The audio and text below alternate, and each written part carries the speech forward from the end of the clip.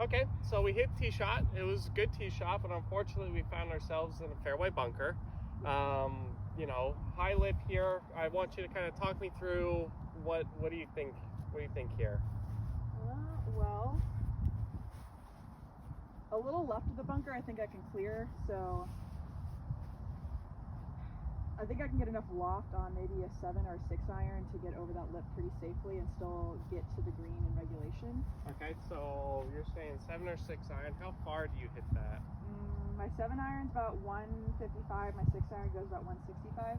Okay, so we have 154 left to the pin, so Okay. it sounds like that is a viable option, right? Yeah. Concerns at all with this shot? Hitting it short and going into those bunkers right there, because the lips on those are a lot higher and they'd be harder to get out of, especially getting onto the green from there. Okay. So yeah, I agree. Let's see. Do you think the risk is worth the reward here? Or how many times out of 10, if we're going to hit this shot, are you going to pull it off?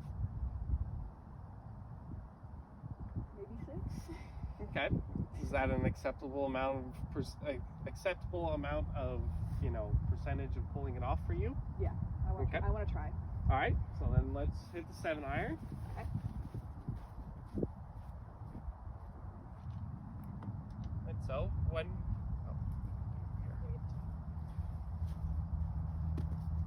And so when we're hitting this fairway bunker shot, we're going to want to try and play a cut, right? Mm-hmm. So when we're hitting fairway bunkers, we want to kind of keep the ball a little bit back in our stance, right?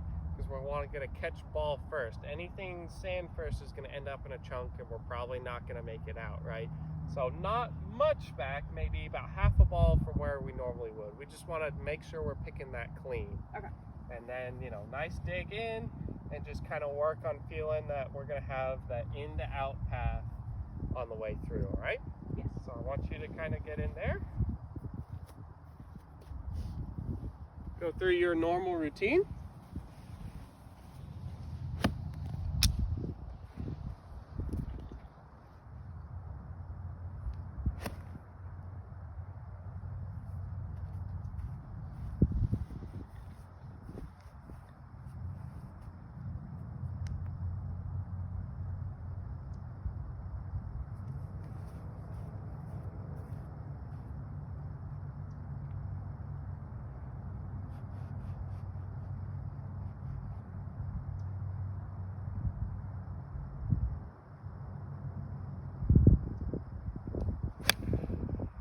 Good bout.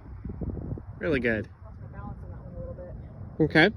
So how'd you feel over the shot? Confident, nervous? What were you thinking about? Nervous. I think I kind of overcompensated for it. Okay. Getting back more. What were we afraid of? Hitting the lip. Okay. So I was just trying to help it out of the bunker.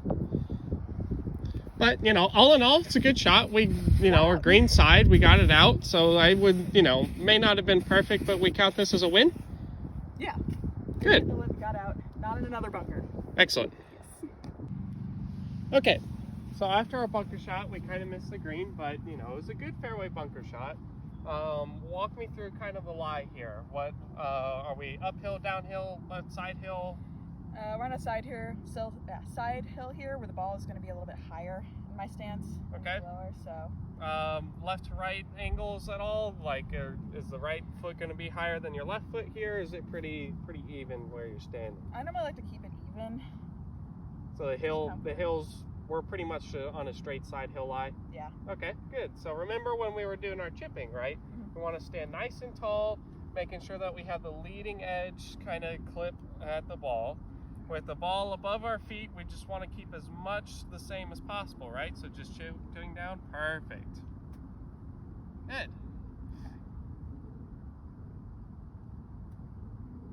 And so ball position kind of varies, right? So I want you to pay a lot of attention to, on these practice swings, where the golf club is starting to enter the grass at, right? Okay. Because that will tell you kind of where the most natural place to place the ball is.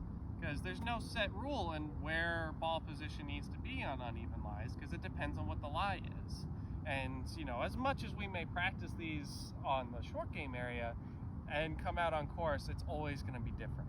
Yeah. We may get very, very close, but it'll never be the same. So I don't want you to get too worried about ball position here. Just remember to stay nice and tall with your swing. Let those hands go through, and just kind of place the club and set up where it feels like the club's going to naturally come in, just like how we would hit a normal chip shot.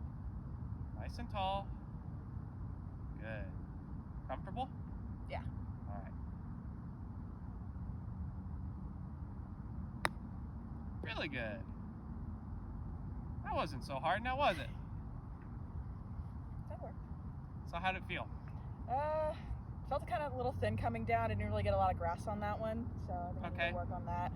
So any more than normal, or do you think that's more lie dependent?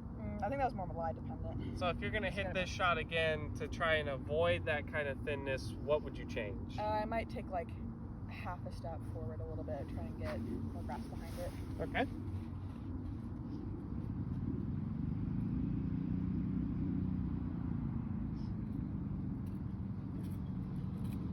So try and recreate the lie as best you can. And I want you to try, let's see what that little half step does for you. Okay. Nice and tall. Good.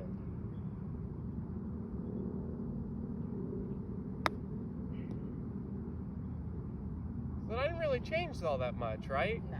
So ball position's not necessarily the greatest factor here. I would say that you're probably more afraid of catching it early and chunking it, correct? Yeah.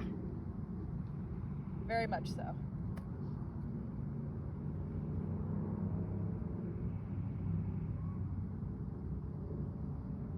So we're gonna do this one more time, and I want you to kind of, replace it as you normally is, or recreate the lie just like it was. Okay. Nice normal setup, or nice adaptive setup to the lie we're having. And I want you to focus just like on our normal chips of, we're gonna come in and hit right behind the ball. Okay. And I just want you to focus on getting that good contact there.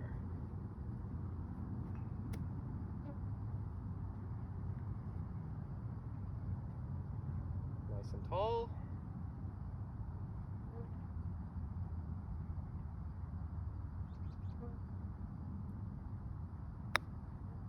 There it is. That worked. So it's no different from when we practice, right? Yeah. It's just kind of having faith in it. And I know it's only been a week since we've last gotten together and you haven't been able to practice all that much in between.